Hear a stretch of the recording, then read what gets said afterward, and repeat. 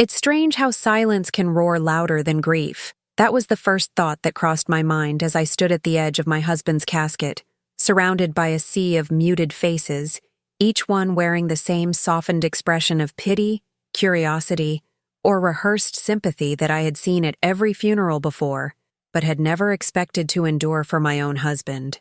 The air inside the chapel was heavy with the mingling scents of lilies and candle wax, that peculiar blend of sweetness and sorrow that seems to belong only to death. The light filtering through the stained glass windows fractured into pools of red and gold across the polished floor, and as the priest moved toward the altar, I felt as though I were watching a play I hadn't auditioned for, a scene unfolding in slow motion, detached from time.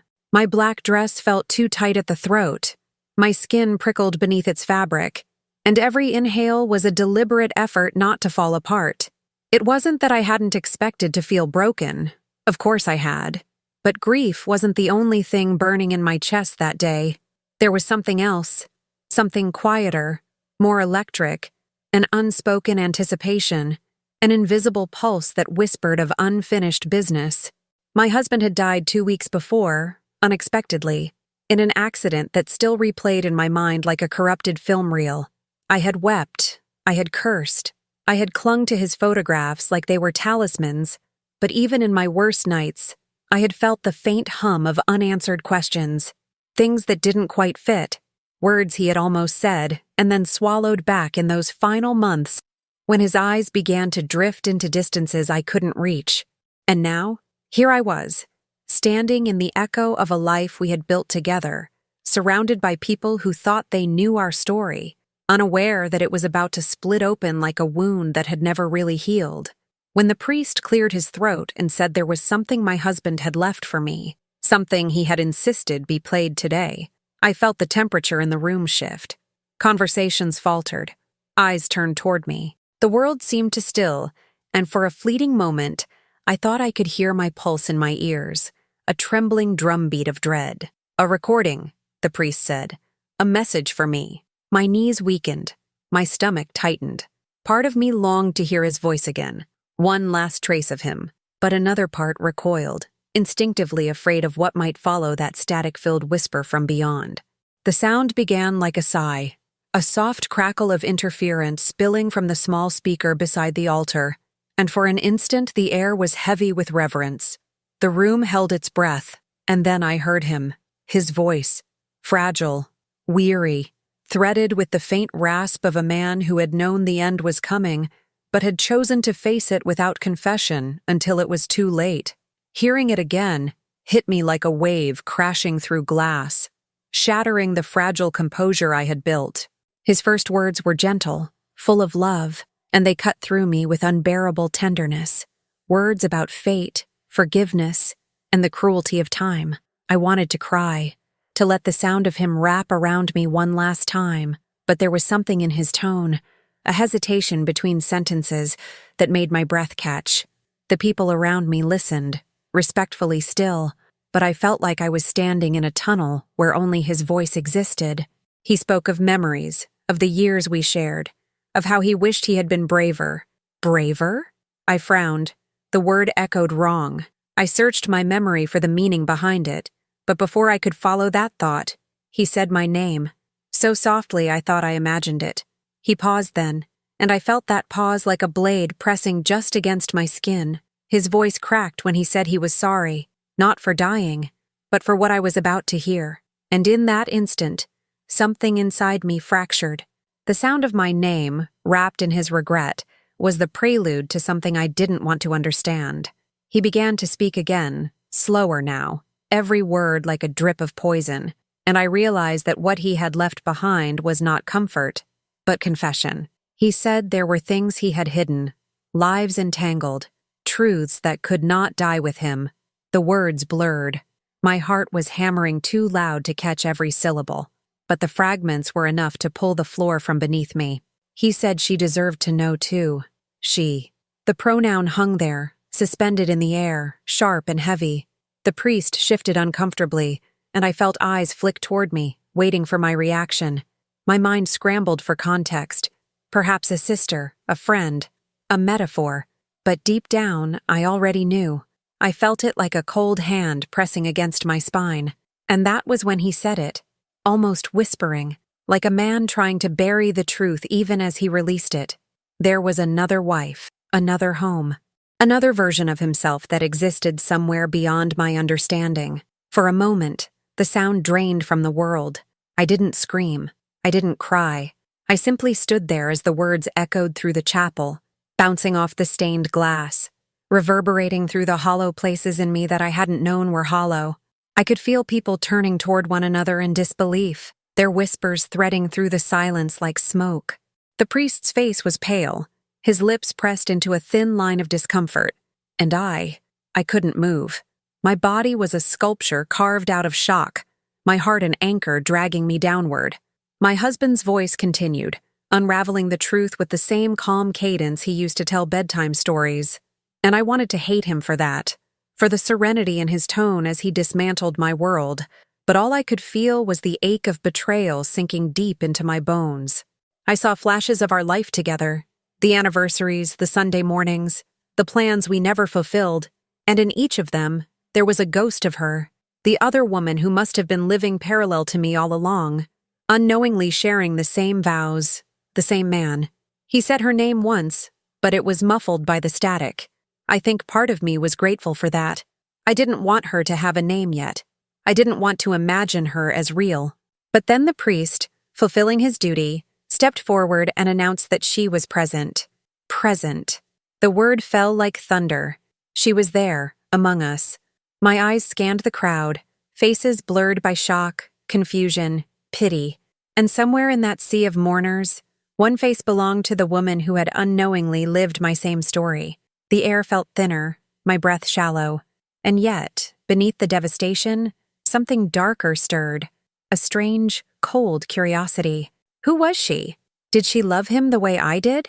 Did she know the version of him who hummed while shaving, who danced with me barefoot in the kitchen, who whispered dreams he never followed through on?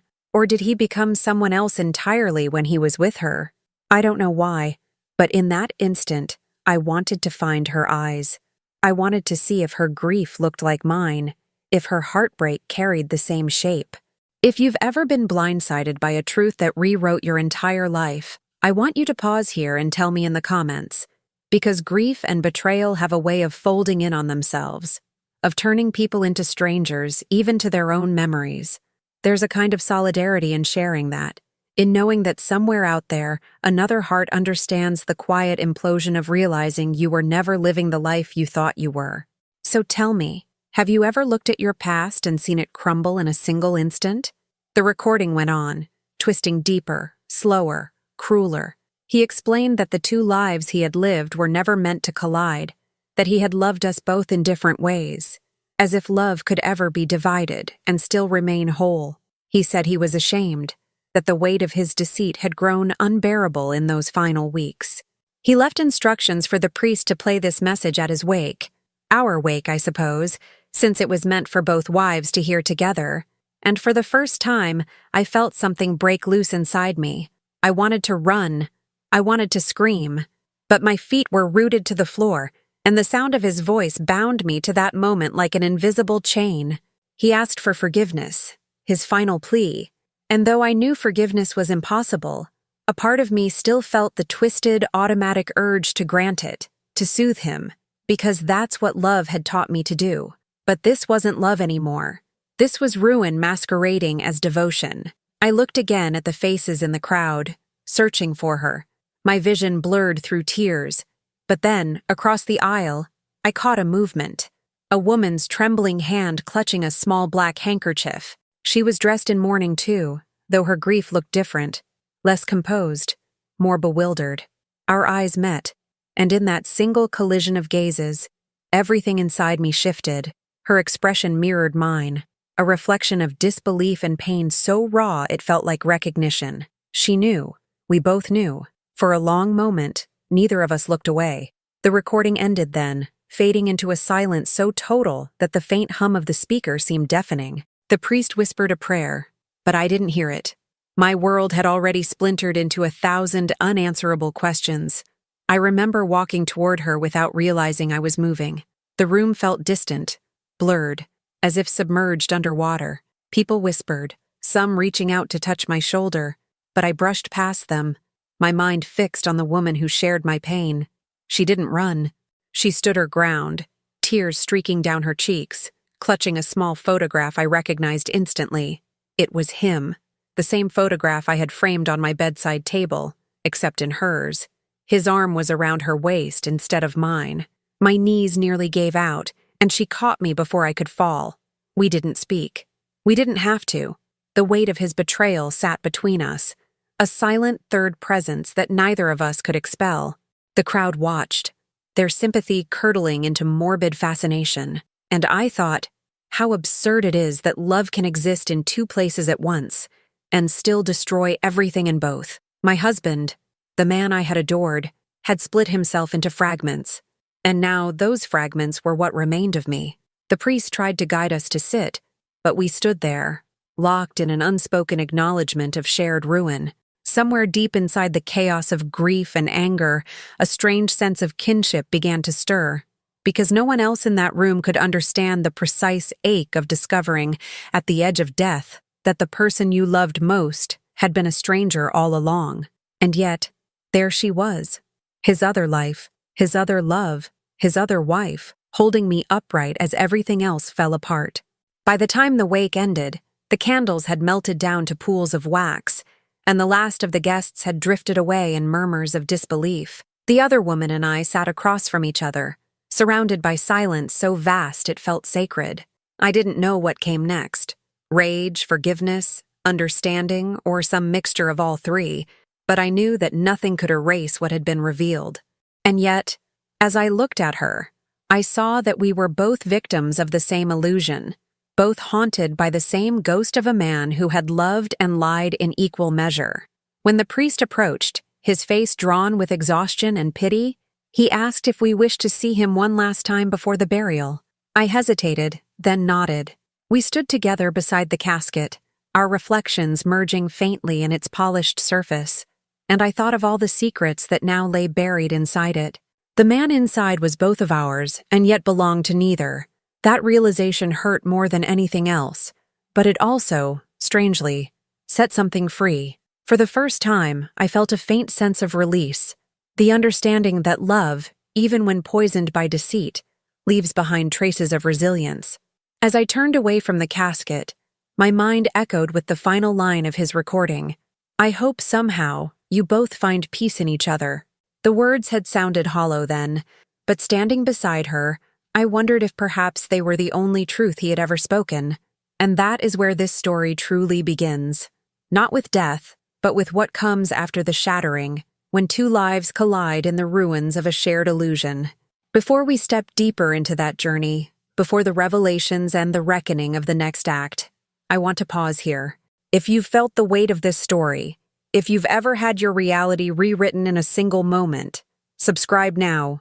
Stay with me. Because what unfolds next is not just about betrayal. It's about how two broken hearts begin to find their own pulse again. The day after the wake, the world seemed to hang in an unearthly quiet, as if time itself had paused to reconsider the shape of my existence. I woke before dawn, the air still gray and cold, my mind tangled in remnants of the night before. The candle wax stains on my dress, the blurred faces, the echo of his voice calling both our names. It all returned in jagged fragments, as if my memories had been rearranged in my sleep. Outside, the first light spilled through the blinds, thin and hesitant, and for a long time I sat at the edge of the bed staring at the space where his shoes used to sit. It was absurd that grief and betrayal could coexist, each vying for control inside the same heart. I wanted to mourn him, yet every time I felt sorrow bloom, anger rose to strangle it, like vines wrapping around a dying tree. The world expected me to grieve, but what I felt was something nameless, a hollowed-out ache filled with static. At some point, I found myself staring at my reflection in the mirror, barely recognizing the person looking back. Pale, sleepless, unmoored. I thought about the woman from the wake, his other wife, and wondered where she was, what she was feeling, if she too had sat awake in the dark, clutching her disbelief like a shard of glass. I should have hated her, and perhaps a part of me did, but beneath the raw ache there was something else. A strange pull, a sense of unfinished business that connected us through the ghost of the same man. The wake had ended, but the story had not, because now there were questions that wouldn't stop whispering in the silence. Who was she? What kind of life had she lived with him? Were we reflections of one another, or opposites in every way? The thought haunted me until I could no longer bear it. I needed answers, not to soothe the wound, but to understand the dimensions of the lie I had been living in. I drove for hours that day, the landscape rushing past in long streaks of gray and gold, each passing town blurring into the next like a forgotten dream. The priest had reluctantly given me her address the night before, perhaps out of pity, perhaps because he knew this meeting was inevitable. My husband had built two worlds, and now both were collapsing into each other. When I arrived, her house was modest, painted a soft blue that had begun to peel in places, surrounded by a small garden of overgrown lavender and ivy that spilled onto the walkway. I hesitated at the gate, my heart beat loud in my ears. The air smelled of rain and earth, and for a fleeting moment, I wondered if he had stood here too, breathing in the same scent, living another version of the life he'd shared with me. I didn't knock right away. Instead, I stood there, watching the curtains flutter behind the windows, wondering what waited for me on the other side of that door. But the decision was already made the moment our eyes met at the wake. When the door opened, she looked smaller than I remembered, her face drawn and pale, her eyes hollow with the same sleepless despair that had kept me awake all night. For a heartbeat, we simply stared at each other, the silence between us heavier than words could ever be. Then she stepped aside and gestured for me to come in. Inside, her home was eerily familiar, the same brand of coffee mug on the table, the same brand of cologne sitting half-empty on the dresser, the same photograph of him, smiling, alive, whole. It was like walking into a parallel universe where my life had been duplicated and rearranged.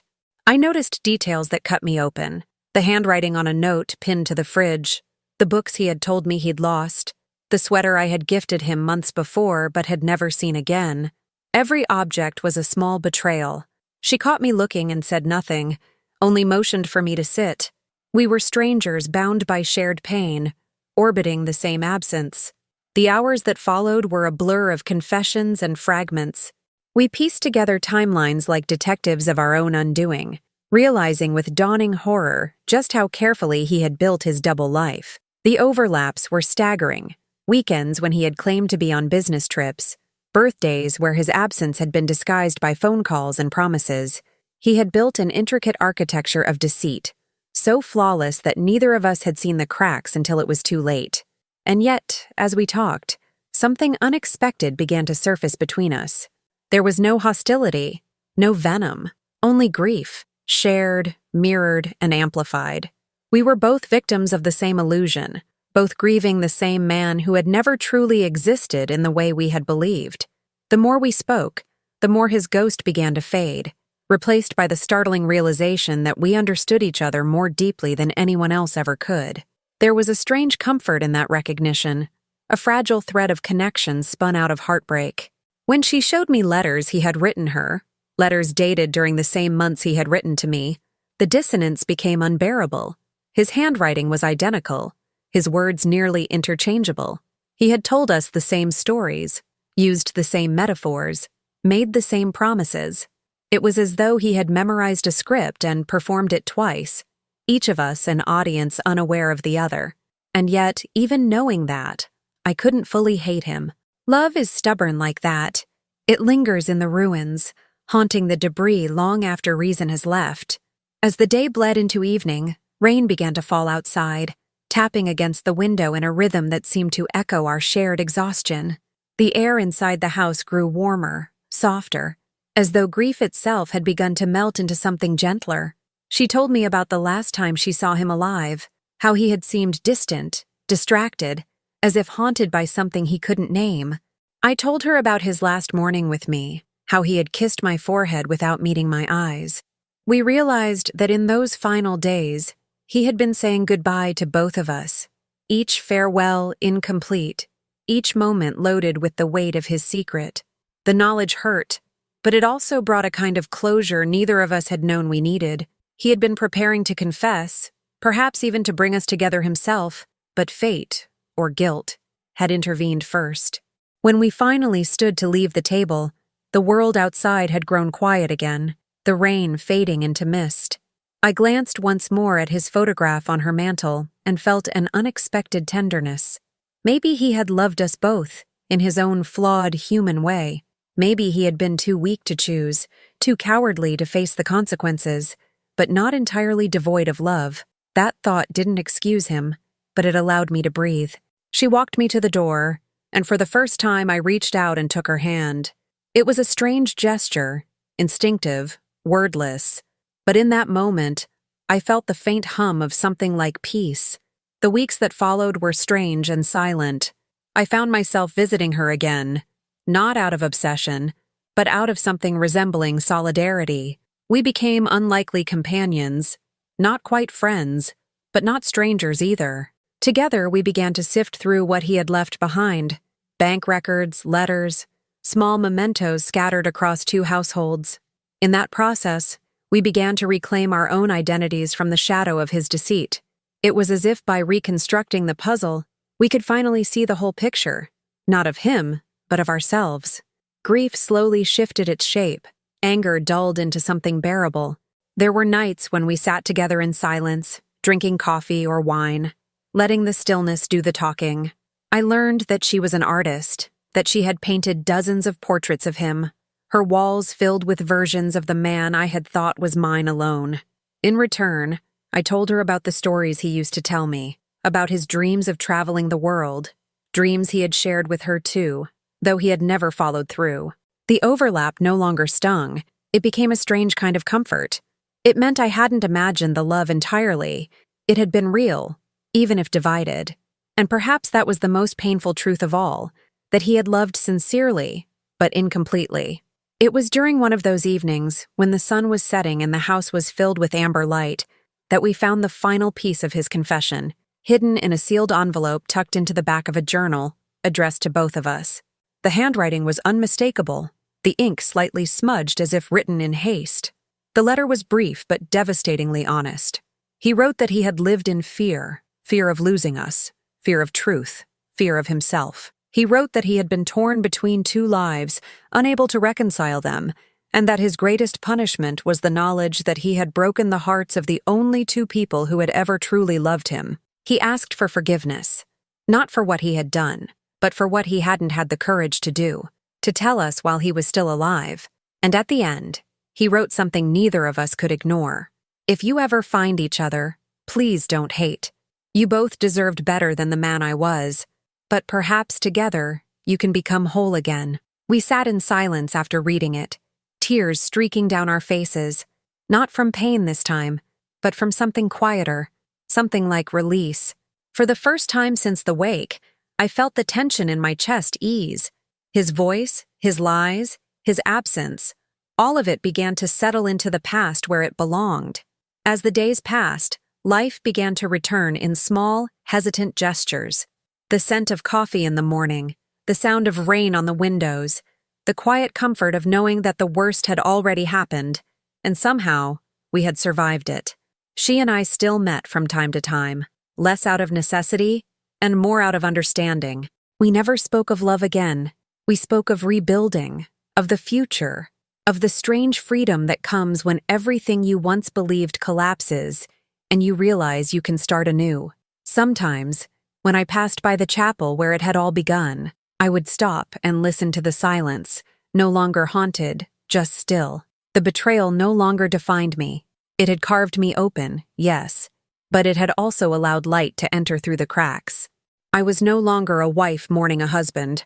I was a woman rediscovering her own life, and perhaps that was the truth buried beneath all the wreckage, that sometimes it takes a heartbreak of impossible magnitude to awaken you to yourself. Before we move on, before the final reckoning and redemption of what comes next, I want to invite you again. If this story has touched you, if you've ever faced the kind of truth that shattered your illusions, but also set you free, subscribe and stay with me.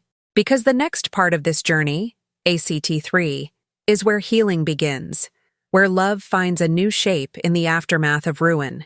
If you've stayed with me through this storm, if you've felt even a fragment of the ache and revelation that has followed me since that day at the wake, I want to ask you now, before the rest unfolds, subscribe. Stay with me a little longer. Because what comes next isn't just about what was broken, it's about what was reborn in the silence that followed. There are moments in life when the ground stops shaking, when the aftershocks fade, and what remains is not the ruin itself, but the stillness that allows something new to take root. In the months after discovering everything, I lived within that stillness. The days came softly, like fragile birds landing on outstretched hands. The world did not rush me. I learned to breathe again, to exist without the constant pulse of grief at my throat. I moved into a smaller apartment across town, a quiet space with white walls and wide windows that let in the sunrise. For the first time in years, the bed felt like mine. I filled the rooms with things that belonged only to me, plants that thrived under my care, books I'd never had time to read, photographs of places I longed to see but hadn't yet. I let go of the habit of setting 2 plates at dinner, and though some mornings still came heavy with the memory of him, they passed more quickly now, fading into afternoons filled with quiet routines and slow healing. The other woman, her name was Claire, remained part of my life, though in gentler, less frequent ways. We didn't need to speak often. Our silence had become its own kind of language, one that understood without explanation. Sometimes she would send me a photograph of a sunrise or a line of poetry, small gestures that said, "I'm still here, and so are you." We had become the strange kind of friends that only tragedy can create, women bound not by love for the same man, but by the mutual understanding of what it meant to survive him. As time passed, grief began to soften around the edges, and in its place came a quiet curiosity about who I might become without him. It was strange at first, living a life that no longer revolved around another person's orbit. I began walking every evening through the park near my building, where the air smelled faintly of rain and grass, and the world felt suspended between light and dark. Sometimes I would see couples passing by, their laughter soft in the dusk, and I would feel a pang, not of envy, but of recognition. Love still existed in the world. It had simply changed its shape for me. I started painting again, something I hadn't done since my early 20s. The brush felt foreign in my hand at first, but the colors began to tell their own story, one that no longer required his ghost to give it meaning. I painted sunsets and oceans, places I had never been but could almost feel. The vastness, the freedom, the promise of motion. Claire painted too, though her style was entirely different, abstract, chaotic, vibrant. One day she invited me to her studio, and when I walked in, I was struck by what I saw, an enormous canvas, filled with overlapping silhouettes in shades of blue and crimson. She told me it was called The Two Widows. It wasn't a picture of grief, it was a portrait of survival. Standing before it, I realized how far we had come from that moment in the chapel. We had been fractured versions of ourselves then, 2 broken halves orbiting the memory of a man who could no longer hurt us. But here, surrounded by light and paint and breath, I saw something else entirely. We were whole again, not because we had forgotten him, but because we had learned to exist beyond him. The letter he had left us, the one we found hidden inside the journal, became the final bridge between who we had been and who we were becoming. In it, he had written of fear and cowardice, of wanting forgiveness he knew he didn't deserve. For a long time, those words had felt like salt in an open wound. But now, months later, I began to see them differently. They were not excuses. They were the remnants of a man undone by his own inability to be honest. A man who had loved, but never learned how to live truthfully. And in that recognition came a strange kind of mercy. Not for him, but for myself. I had spent so long trying to understand what I had done wrong, why I hadn't seen it, why I hadn't been enough. But standing there in Claire's studio, surrounded by her colors and the scent of oil paint, I realized it had never been about being enough. It had been about 2 women who gave their love freely, and 1 man who didn't know how to hold it. That wasn't our failure. That was his. And acknowledging that truth was the first step toward reclaiming the pieces of myself that had been lost inside the illusion of our marriage. When Claire and I decided to host a small exhibition together, a collection of her abstract work and my landscapes, we chose to call it What Remains. It wasn't meant as a tribute to him. It was a tribute to everything that had survived him. The night of the exhibition, the gallery was filled with soft light and the low hum of conversation. Strangers wandered through our paintings, unaware of the story that had birthed them. And for the first time in a long time, I didn't feel haunted. I felt present, alive. There are moments that mark a quiet rebirth, moments so small you might almost miss them. For me, one came as I stood before a canvas I had painted of a sunrise breaking over a calm sea. A man I had never met before stood beside me, his gaze fixed on the horizon within the painting. He said nothing, only nodded slowly, and for a reason I couldn't explain, his silence felt like understanding. We spoke later, briefly, about art, about loss, about how creation can be an act of healing. His name was David. He was a widower, too. And though neither of us was looking for anything, something gentle began to grow between us. Something that asked for nothing more than presence. It was not love at first sight.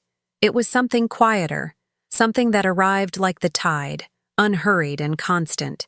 We met for coffee the following week, then again and again. And though part of me still hesitated, afraid to trust, I found that my heart no longer trembled with the same fragility.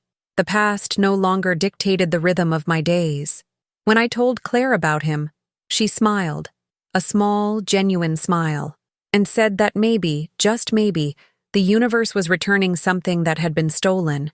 I didn't know if it was love yet, but it was something like peace, and that was enough. In time, the ache of betrayal dulled into memory, a scar I could trace without pain. I visited my husband's grave once after that, not out of devotion, but out of closure.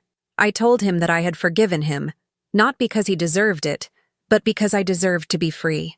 The wind moved through the trees above me, soft and constant, and for a moment, I felt as though the world itself exhaled.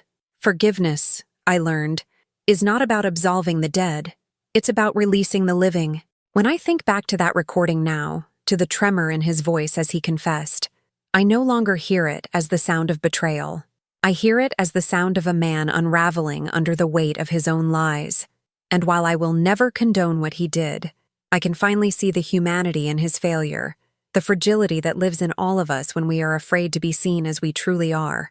The wake that once shattered my world became, in time, the beginning of another story, one that belonged not to him, but to me, and to Claire, and to every person who has had to rebuild themselves after being broken by love. There is a quiet power in survival, a beauty that blooms only after devastation. Sometimes it comes in the form of friendship between two women who should have been enemies. Sometimes it arrives as a painting of light on water.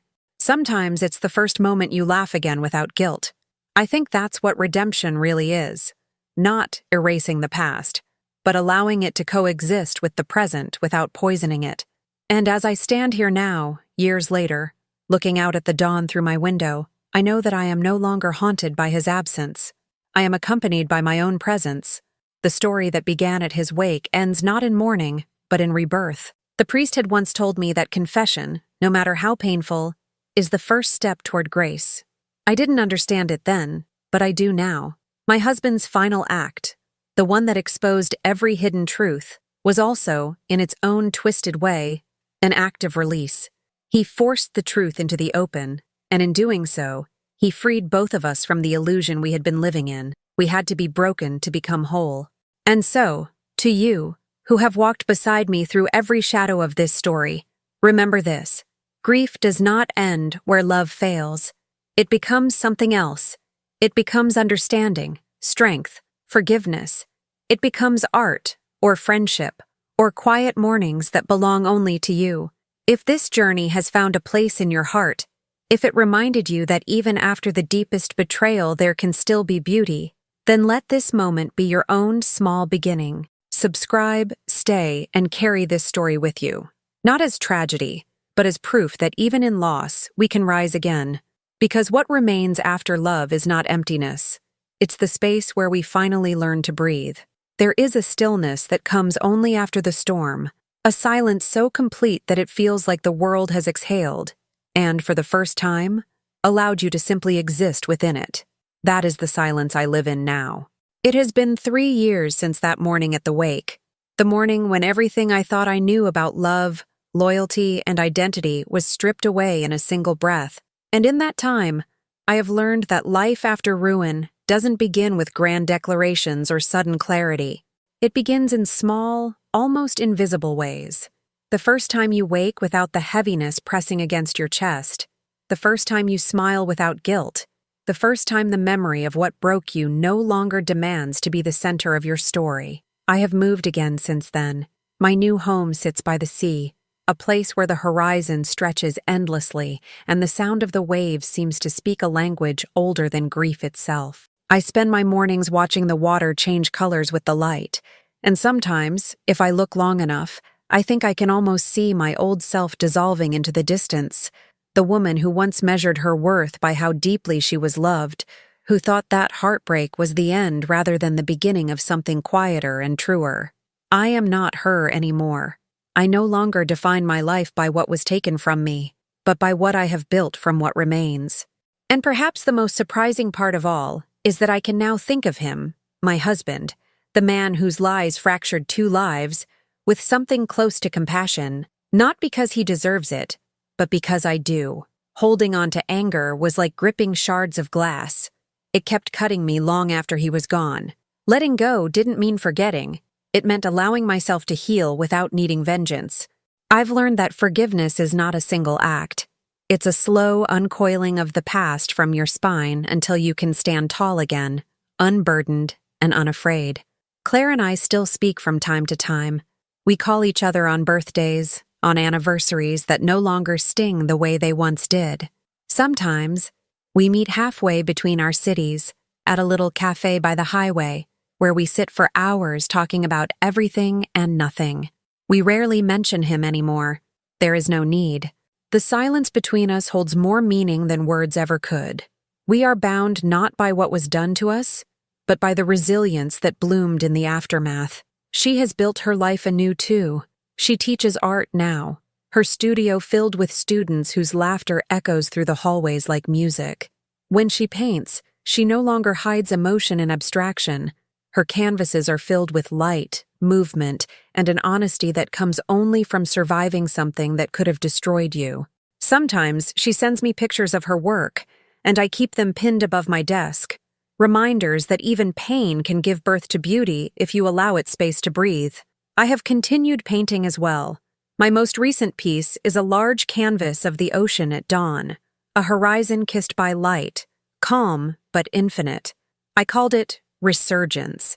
It hangs now in the small gallery near the pier, where tourists often pause to look without knowing the story behind it. I like that. I like that something born of devastation can exist in the world as pure color and movement, stripped of its past, free to simply be. There is a kind of poetry in that anonymity, a quiet redemption in knowing that art and life both evolve beyond their origins. I've come to understand that closure isn't an ending, it's a transformation. The past doesn't disappear. It becomes part of the foundation that steadies you as you walk forward. And sometimes, when the tide is low, and the wind carries the faint scent of salt and lavender, I think of that day at the wake, not as the day I lost everything, but as the day I began again, the day truth set me free from a love that had been built on illusion. David is still in my life. We move slowly, carefully, with the kind of gentleness that only 2 people who have known loss can understand. There are days when we walk along the shore in silence, our hands brushing but not holding, and it feels enough. More than enough, to simply exist beside someone without the weight of expectation. He never asks about my past, though he knows it, and I never ask about his, though it lingers between us like an echo. We are 2 stories rewritten by time, meeting in the margins, finding meaning in the spaces that once held pain. Love now feels different, less like fire, and more like sunlight through leaves, something warm and steady that doesn't demand to be noticed to exist. I've learned that the truest love is not the one that consumes you, but the one that allows you to remain yourself within it.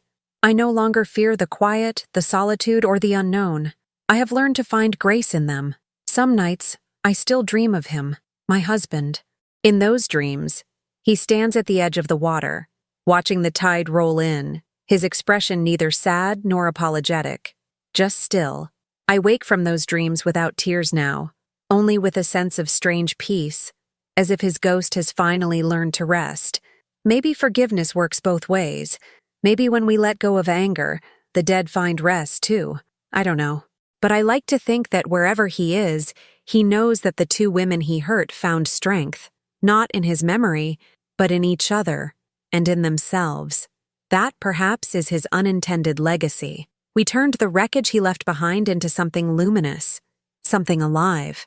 That realization doesn't erase the past, but it transforms it. It reminds me that even from the deepest fractures, light can still find its way through. Now, as I sit here by the window overlooking the sea, the air thick with salt and possibility, I feel the story closing, not with an ending, but with a continuation. Life after loss is not a return to what was. It is a reimagining of what can be. I have learned to celebrate the small victories. Mornings when I wake to sunlight instead of shadows. Evenings filled with laughter that no longer feels borrowed. I've learned that healing doesn't happen once. It happens over and over in the quiet decisions we make to choose life, hope, and love again. When I look back at the woman I was, the one standing in that chapel, her world collapsing around her, I want to tell her that she survives, that the pain doesn't define her forever, that she will one day find beauty even in the scars. And I suppose, in a way, that's what I'm telling you now, because if you've followed me this far, you've seen that grief is not an abyss, but a passage. The wake was not an ending, it was a door, and walking through it led to a life fuller and freer than the one that came before.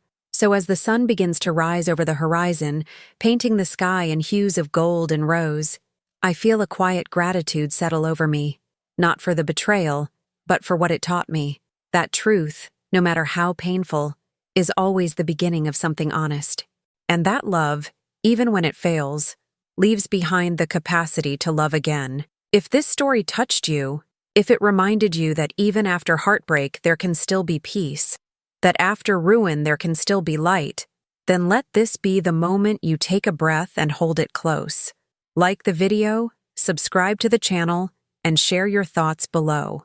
Tell me what truth in your own life led you to begin again, because that is what we do, isn't it? We fall, we break, we rise. We carry the stories that once shattered us and turn them into lanterns that light the way forward. And in that light, in that quiet resilience, I have finally found what I was always searching for. Not perfection, not forever, but peace.